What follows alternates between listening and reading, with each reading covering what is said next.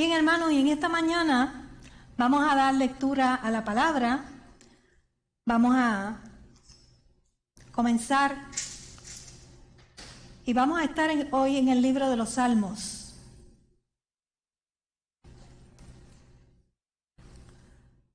Vamos a buscar el Salmo número 1, donde nos hablan del varón, el varón de Dios.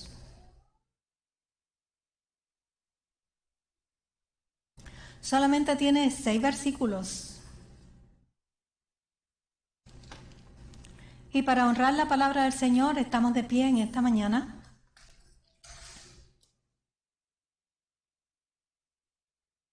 Y dice la palabra del Señor: bienaventurado el varón que no anduvo en consejo de malos, ni estuvo en camino de pecadores, ni en silla de escarnecedores se ha sentado, sino que en la ley de Jehová está su delicia, y en su ley medita de día y de noche.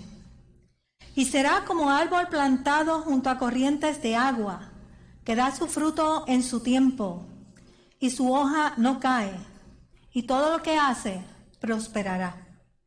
No así los malos, que son como el tamo que arrebata el viento.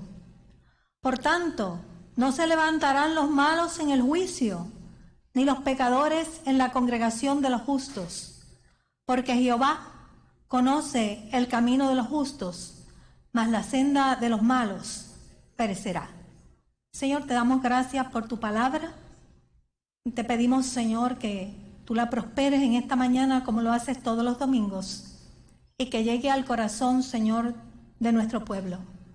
Y es en el nombre de Jesús que te lo pedimos todo. Amén.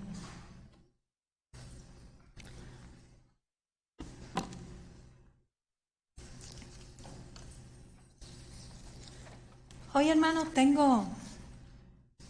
mi oído no está bien y tengo como mareo.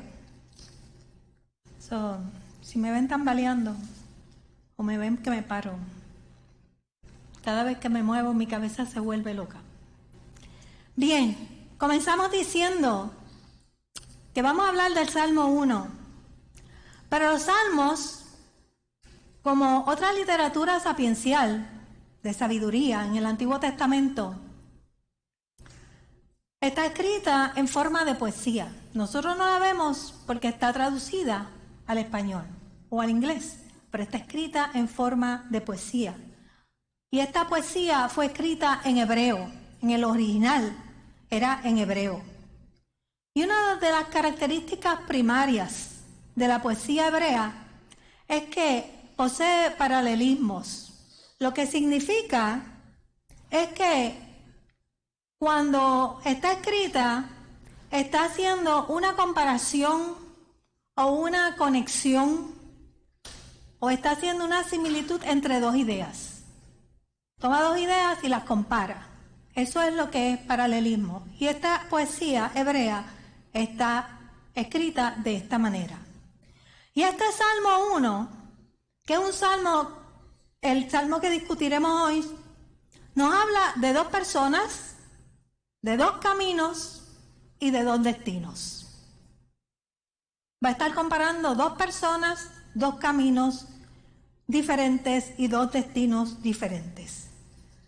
Tiene dos contrastes diferentes.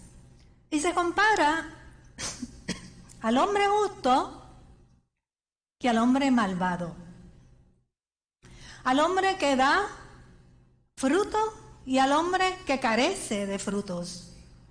Al hombre que está plantado en las corrientes de las aguas y al hombre que vive en el desierto, en tierra árida. Y tal vez podemos adjudicarle muchas otras similitudes o diferencias al hombre, basado en lo que vemos exteriormente. Algunos son blancos, otros son negros. Algunos son ricos, otros son pobres. Unos son los hombres y mujeres. Pero en el mundo que Dios ha creado, Dios solo ve dos tipos de hombres. Dos tipos. El hombre justo y y el hombre malvado. Aquellos que conocen a Dios y aquellos que no conocen a Dios. Así es que Dios los ve. Porque el Señor no mira lo que mira el hombre. Nosotros vemos las cosas externas, pero Dios mira el corazón del hombre. Y para los propósitos de Dios, esto es lo importante. Si tú lo conoces o no lo conoces. Porque así es que seremos juzgados. Y este salmo nos habla de este contraste. Y se puso intencionalmente aquí, no porque fue el primer salmo en escribirse, sino que fue puesto al principio para el que lea el libro de los salmos, se confronte con esta verdad bíblica básica. Y vamos a ver que en el libro de los salmos vemos al hombre hablando con Dios y quejándose tal vez del pecador, justos versus pecadores, se está lamentando. Pero esta es la dinámica que se va a dar en el libro de los Salmos. El Salmo 2 se considera una continuidad del Salmo 1. De hecho, el último verso del Salmo 2 es el mismo primer verso del Salmo 1.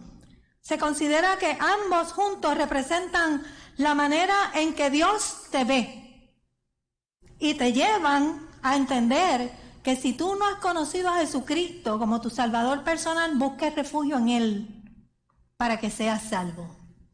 Son dos salmos, se piensan que es uno solo.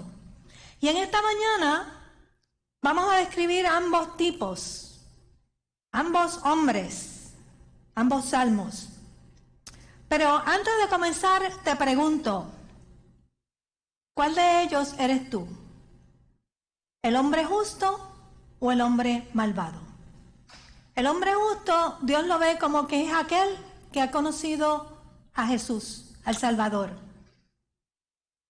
Y el hombre malvado es aquel que no ha conocido a Jesús. ¿Cuál de ellos eres tú? Entendemos que todos estamos en la iglesia.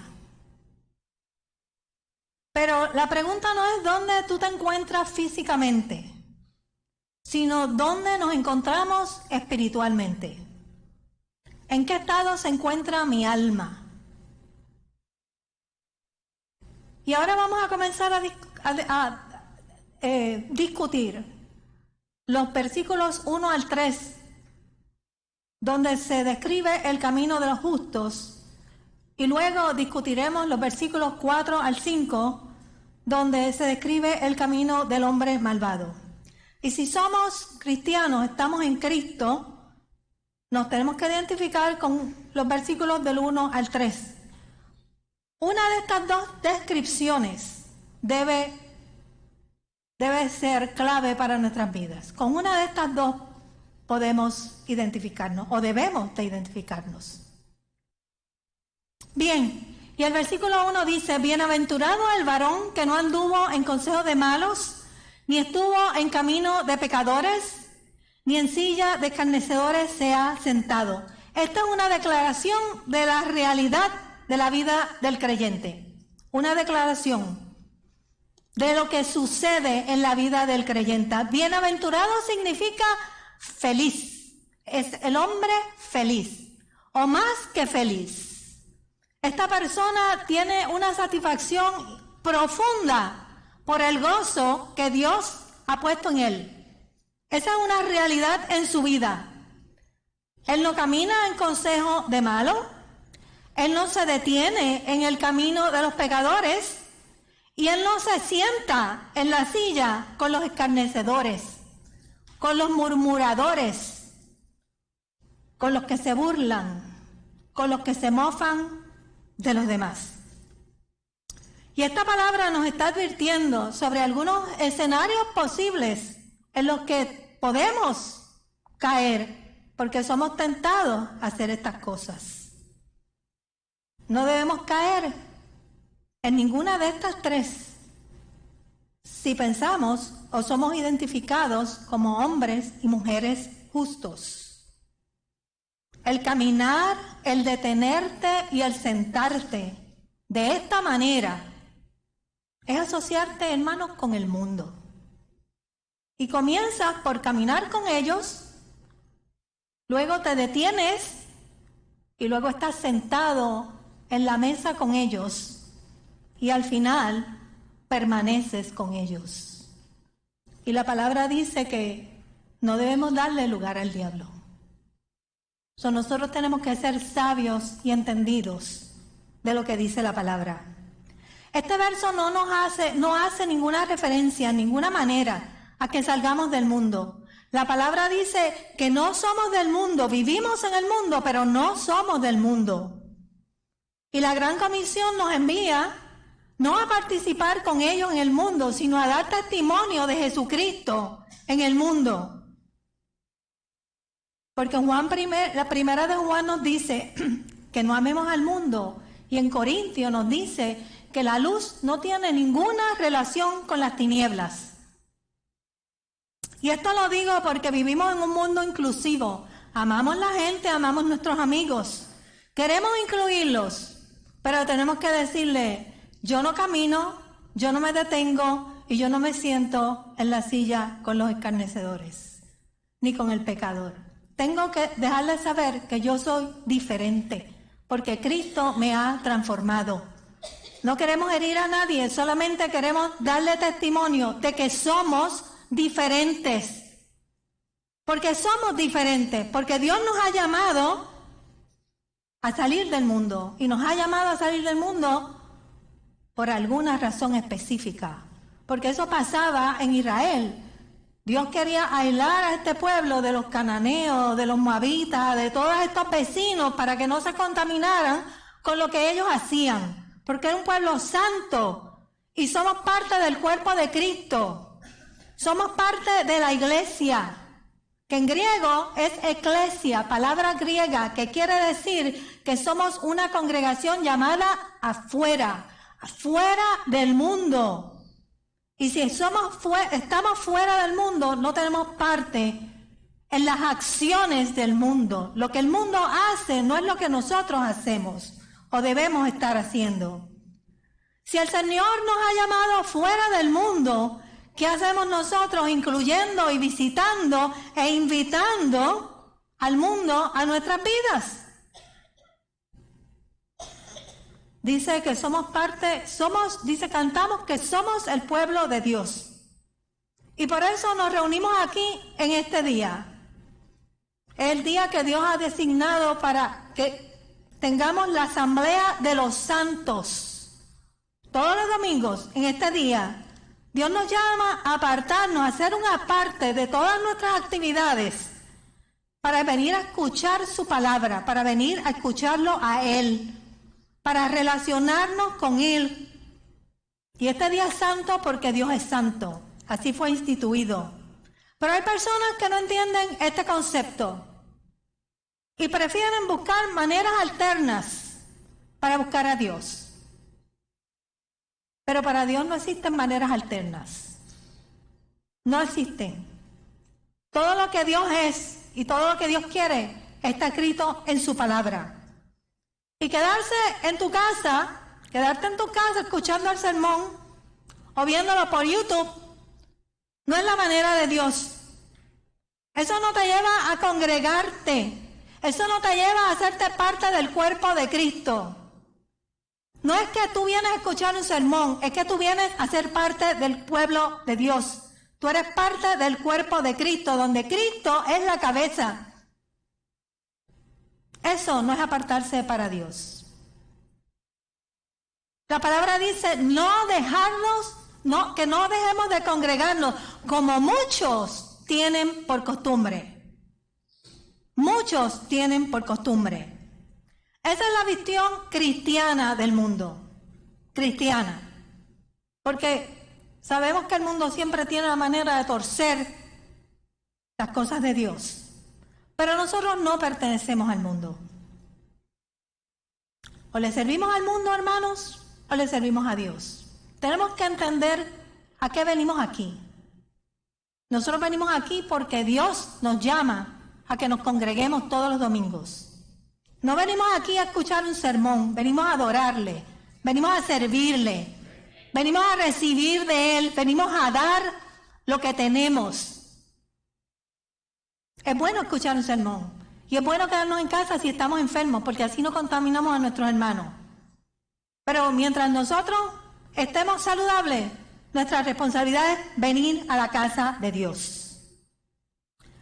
El hombre que es justo no tiene esta mentalidad de mundo, porque no pertenecemos al mundo, sino que se deleita en la palabra de Dios. Eso nos dice el versículo 2 del Salmo. Dice, sino que en la ley de Jehová está su delicia, y en su ley medita de día y de noche. Este es el hombre que puede discernir la palabra.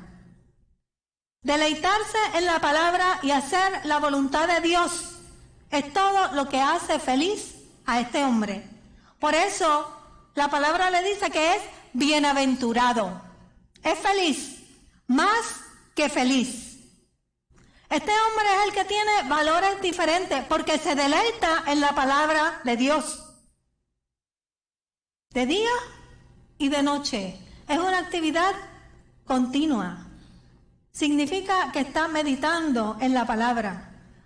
Y si medita en la palabra continuamente, su mentalidad va a ser diferente a la mentalidad del mundo. Y sus valores van a ser diferentes a los valores del mundo. Por lo tanto, su actuación, la manera en que él actúa, va a ser diferente a lo que el mundo hace. En el pasado, hermanos, cuando la Biblia no estaba disponible para las personas tenían que memorizar los versos para meditar en la palabra. Y cuando usted va al seminario y coge el Antiguo Testamento, esto es lo que usted aprende, se llama la tradición oral. La Biblia o la ley se transmitía oralmente para que las futuras generaciones pudiéramos compartirle a las futuras generaciones la palabra de Dios. Y era a base de memorizar todo lo que la ley decía. El Salmo 119:11 nos dice, en mi corazón he guardado tus dichos para no pecar contra ti. Para eso la leemos, para no pecar contra Él. Porque el que medita en la palabra de Dios continuamente refleja la palabra de Dios en su vida. La pueden ver porque la guarda en su corazón para no pecar contra Dios. Para eso Dios nos las dio, para que supiéramos la diferencia entre el bien y el mal y para que la pusiéramos por obra. Ese hombre que medita en la palabra es aquel que ha recibido un nuevo corazón. El nuevo corazón del que nos habla Ezequiel 36. Es aquel que tiene escrita la ley de Dios en su corazón. Es el que ha dejado su vieja criatura. La ha dejado atrás. Porque cree que todas las cosas viejas pasaron. No las anhela. No las quiere retener. Porque ahora es una nueva criatura. Tú no quieres lo viejo, tú quieres lo nuevo de Dios. ¿Quién no quiere lo nuevo? Todo el mundo quiere lo nuevo. Pero hay personas que quieren retener lo viejo porque yo soy así. Eso me acuerda de Luis. Siempre decía eso. Pero es que cuando tú vienes a Cristo, ya tú no eres así. Porque tu formador es el Señor. Él te formó así como tú eras. Pero Él ahora te ha dado una nueva forma. Y ya tú no debes de ser así. Porque el Señor transforma nuestra vida. Y por eso dice la palabra que las cosas viejas pasaron. Todas las demás son hechas nuevas. Y esa debe ser nuestra expectativa. ¿Qué es lo nuevo que Dios tiene para mí? No podemos atesorar las cosas viejas y mantenernos anclados en las cosas viejas. Porque le estamos diciendo al Señor, yo no voy a cambiar. Y si estás en Cristo, tú tienes que cambiar. No tienes alternativa. Tú tienes que cambiar. Si tú quieres permanecer en Cristo. El hombre que se deleita es el hombre que estudia la palabra. Y si tú estudias la palabra, tú vas a crecer. El crecimiento lo da Dios. Dice la palabra que el crecimiento lo da Dios.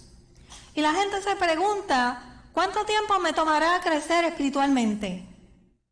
Y mi contestación para ellos es, ¿cuánto tiempo tú le das o le dedicas a la palabra de Dios? Porque dependiendo de cuánto tú le dediques a la palabra de Dios, porque esa palabra es viva cuando tú la estás leyendo. Dios te está hablando. Y en la medida en que tú la recibas, tu espíritu se va a ir formando, va a ir creciendo. El Espíritu de Dios está ahí iluminando tu espíritu para que tú crezcas espiritualmente. ¿Cuánto tiempo tú le dedicas? Eso depende de ti. Porque ese hombre que se dedica a estudiar y a meditar la palabra está saturado de la palabra. Está satisfecho en el Señor. Está separado del mundo y está sostenido por el Señor. Dios le sostiene. Este es el resultado que obtenemos cuando decidimos desarrollar una relación especial con nuestro Señor. Y tú la desarrollas leyendo la palabra, porque estás hablando con Dios. De esa manera tú desarrollas, la palabra te habla a ti y tú le hablas al Señor. Así es que yo estudio la palabra, me habla a mí, yo le puedo preguntar al Señor. Y el Señor me da la contestación. Hay un diálogo constante en medio de esto. Y dice el versículo 3 que esa persona que medita en la palabra de Dios será como árbol plantado junto a corrientes de agua. Eso es lo nuevo. Parte de lo nuevo que Dios nos da. Esta porción de la palabra compara la vida humana con el árbol. Otro paralelismo del que hablamos al principio, otra similitud. Este hombre está plantado por Dios en el lugar correcto. Es que cuando tú dejas que el Señor Jesucristo sea tu Señor, tú le permites ser el Señor de su vida, tú lo dejas que Él te plante en el lugar que Él te quiere. Él es el que te lleva, Él es el que te pone, te establece donde Él quiere que tú des fruto. Porque te planta, tú no plantas un árbol para que no dé fruto, tú plantas un árbol para que dé fruto. Y Él sabe dónde es que te tiene que plantar para que tú des el fruto que Él espera de ti. Porque Él tiene propósito en tu vida. Y si tú estás plantado en el lugar correcto, tú vas a dar fruto. Este hombre está plantado en ese lugar, pero no comenzó de esa manera. Comenzó en el desierto, en la tierra árida, en la tierra seca. Estaba en su hombre viejo, en el que no conocía a Cristo. Pero ahora, conociendo a Cristo, ahora está plantado en tierra fértil. Algo lo ha traído acá, lo ha puesto en tierra fértil. Cuando nosotros comenzamos a escudriñar la palabra, estas cosas comienzan a pasar en nuestra vida. Y cuando abrimos los ojos, estamos en tierra fértil, donde Dios nos quiere. Cerca de las aguas de vida abundante. Y dice la palabra que da fruto en su tiempo. Donde Dios lo plante, dará fruto. Dará el fruto que Dios quiera. Pero dice que es en su tiempo, en el tiempo de Dios. Este es el hombre que sabe esperar en Dios. Porque el fruto se da cuando Dios quiera. Cuando Dios quiera. El hombre que conoce que Dios, el hombre de Dios, se conoce, hermano, porque tiene que dar fruto. ¿Qué fruto estás dando tú? En la pregunta, ¿tú eres justo, clasificado como justo? ¿Qué fruto estás dando? Porque hay árboles que dan mucho fruto. Hay árboles que dan poco fruto y hay árboles que no dan fruto. ¿Qué fruto estamos dando? Esto es importante para Dios. Es importante. Porque al tiempo de ser juzgado, esto es lo que el Señor está mirando. Porque por sus frutos los conoceréis. Esta es la vida espiritual. La vida que da fruto. La vida que da fruto es la espiritual, no es la carnal. La carnal lo que te da son obras, las obras de la carne. No es lo mismo que los frutos del espíritu. Y las obras de la carne se oponen a lo espiritual. Por eso tenemos que dar fruto para permanecer en Cristo. Y dice que no solamente da fruto en su tiempo, sino que dice que su hoja no cae. La hoja es una hoja verde todo el tiempo, no se seca, no se marchita, permanece verde, es buena en tiempos buenos, en tiempos malos, en tiempos de adversidad, en tiempos de prosperidad, la hoja no cae. Y dice que todo lo que hace prosperará. Y no se refiere necesariamente a la prosperidad física o material, sino que se refiere a la prosperidad espiritual, porque el Señor es el que añade a tu vida.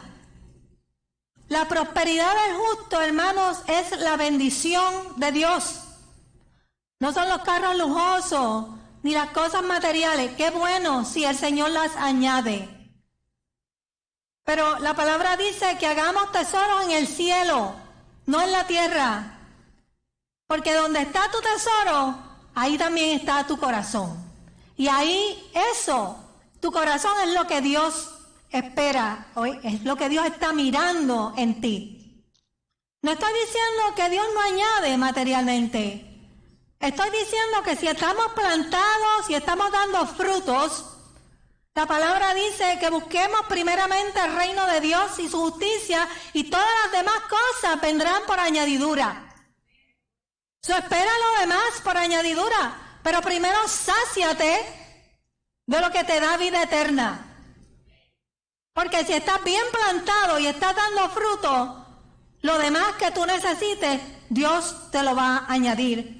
Entonces, cuando tú estás en esa posición espiritual, tú vas a poder pedir como conviene.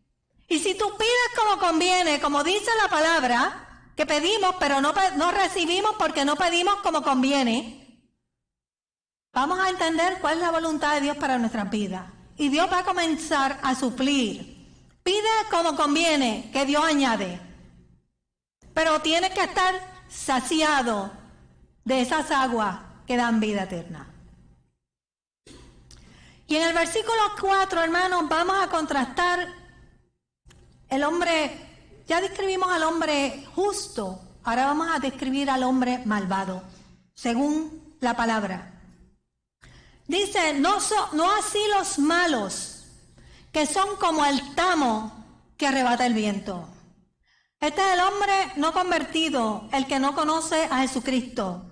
Es el hombre no transformado, que Dios no ha transformado su corazón, no ha recibido un nuevo corazón, no ha recibido la nueva vida que Cristo da cuando tú conoces a Jesucristo. Este es el hombre que no ha sido plantado en las corrientes de agua, que no tiene vida eterna, que no da fruto porque está en su estado de pecado original, como Dios lo trajo al mundo. Y cuando lo vemos, luce como una persona tal vez de éxito, luce bien, luce satisfecho, pero la Biblia dice que es un hombre no satisfecho, es un hombre que no es feliz, es un hombre que no da frutos, es un hombre malvado porque está consumido por las cosas del mundo. No tiene ojos para nada más. Le sirve al mundo, es esclavo del mundo, no es siervo del Altísimo. No trae felicidad servirle al mundo, porque estamos hechos, hermanos, a la imagen y semejanza de Dios. Y lo que va a traer satisfacción a tu vida es que tú conozcas a Dios y entres en una relación con Él. Ese es el eslabón perdido que tenemos todos nosotros. Ustedes han visto los corazoncitos esos que están divididos y que después se unen. Ese corazón, nosotros tenemos una mitad, el Señor tiene la otra mitad. Estamos hechos a su imagen y semejanza. Y lo único que va a saciar nuestra sed es que nosotros nos encontremos cara a cara con Jesús. Usted ha visto la persona que dice, lo tengo todo, pero me falta algo y no sé qué. No sé qué. Por eso no es feliz. Porque no ha tenido ese encuentro personal con Jesucristo. Pero él sabe que le falta algo, pero no sabe qué le falta. Le falta Jesús. Eso es lo que va a traer, o lo que va a saciar su vida, lo que va a traer satisfacción a su vida. Pero más allá, hermanos, yo quiero decir que a veces somos cristianos, pero estamos consumidos por las cosas del mundo. No tenemos paz, no hay espacio para orar, no hay espacio para leer la palabra. Estamos tan ocupados que no hay tiempo para Dios.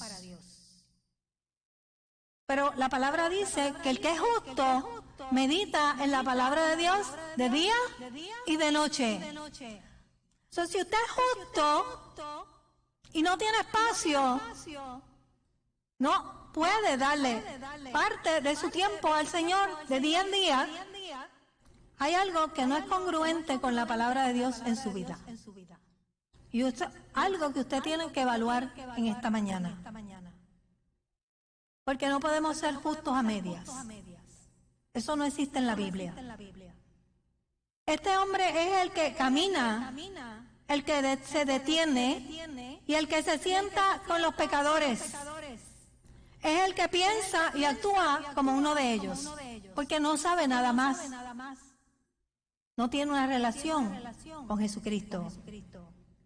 Y la Biblia lo describe como es que es la paja que se separa del grano. Se la lleva el viento, porque no es útil. No es útil, no la podemos usar. Queremos retener el grano que tiene la riqueza, el alimento espiritual. Estas personas son inestables, carecen de consistencia, porque van de un lugar a otro. El enemigo los lleva de un lugar a otro. Pero dice el versículo 5, por tanto, no se levantarán los malos en el juicio. ¿Cuán diferente es el final del malvado? Del que no conoce a Dios. La imagen que nos presenta la paja, que es como paja, nos revela cuán inútil es el hombre en las manos de Dios. Porque la paja no sirve para nada, se la lleva el viento, es frágil. El final del malvado tal vez no esté claro para el hombre, pero para los efectos de Dios, el que nunca tuvo un encuentro personal, el que nunca aceptó la invitación, en las manos de Dios no tiene futuro. No hay futuro para el malo. Por lo tanto, no tiene propósito en Dios. Cuando nosotros estamos en Cristo, Dios tiene planes con nosotros. Tenemos futuro. Y para eso nos da vida eterna. Pero cuando no estamos en Cristo, no tiene futuro. Estamos hechos de heno, hojarasca, paja. Y cuando estudiamos la palabra nos instruye a que edifiquemos nuestra vida espiritual con piedras preciosas, con metales que sean buenos. Porque el heno y la hojarasca, cuando se queman, desaparecen. Cuando pasamos por pruebas, ¿sabes qué? Tenemos que volver a construir nuestra vida, porque ese material se quema y tenemos que empezar desde abajo de nuevo. Pero cuando tú construyes con oro, plata y piedras preciosas, tú pasas por el fuego, tú pasas la prueba. Entonces estás mejor que antes, estás resplandeciente. Resplandeces cuando pasas por el fuego, cuando pasas por la batalla espiritual. Pero dice que no se levantarán los malos en el juicio. No se levantarán. No se levantarán arrogantes como se levantan en el mundo, porque su arrogancia será derribada cuando se enfrenten con la majestad del Dios de los ejércitos. El malvado no será exaltado en el juicio, no podrá combatir ni luchar, no será reconocido, porque no podrá mantenerse en pie delante de la presencia de Dios. A los músicos, por favor, que pasen.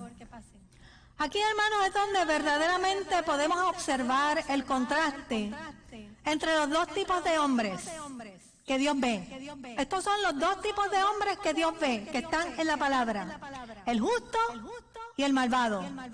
Aquí no hay puntos medios.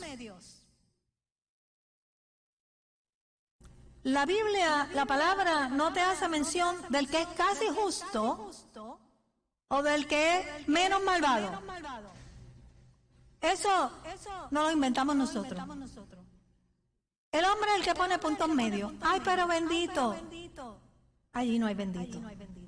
Dios te ve como justo o te ve como malvado. Hay solo dos tipos de hombres. Y dice la palabra que no se levantarán los malos injustos en el juicio, pero tampoco se van a levantar en la congregación de los justos. No se van a levantar, por cuanto los malos, los pecadores, serán sentenciados al castigo eterno. No estarán juntos con la congregación de los justos. No se encontrarán. Este será el final del tiempo en que el trigo y la cizaña crezcan juntos. Este es el final.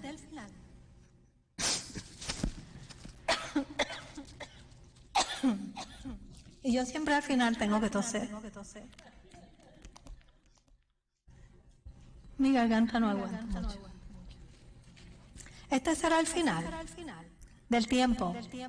Porque la palabra dice que el trigo y la cizaña crecen juntos en la iglesia, ¿verdad? Y que no somos llamados a arrancar la cizaña, a nosotros no nos toca. Porque junto con la cizaña podemos llevarnos el trigo. Ese no es nuestro trabajo. A nosotros se nos ha encargado la palabra de la reconciliación. Ese es nuestro trabajo, lo que estamos haciendo. Estamos todavía, hermanos, en la época donde Dios está reconciliando consigo al mundo. Dios está reconciliando al hombre con Dios. El hombre está reconciliándose con Dios.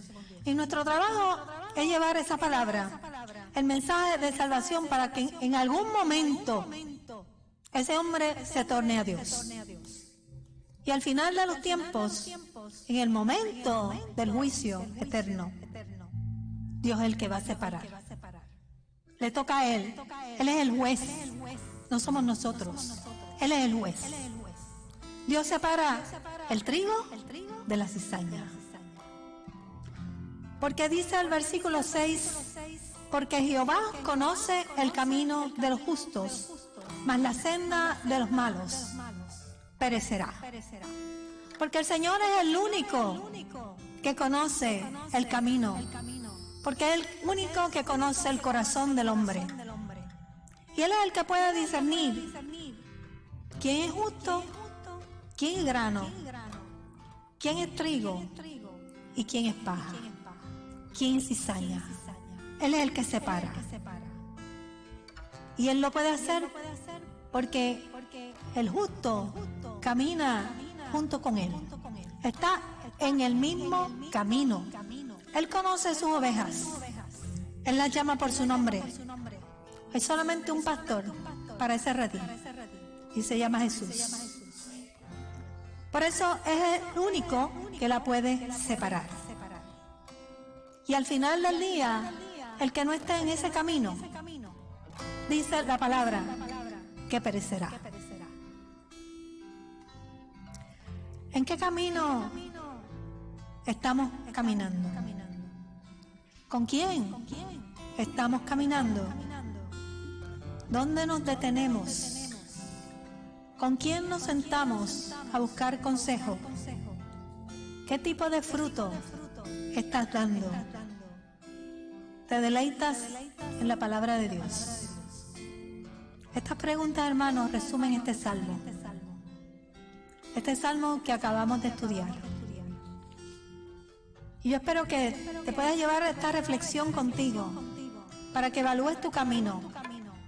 Porque si eres justo, debes estar caminando como dice el Salmo 1, versículos del 1 al 3. Evalúa esa palabra para que Dios te añada lo que te falta.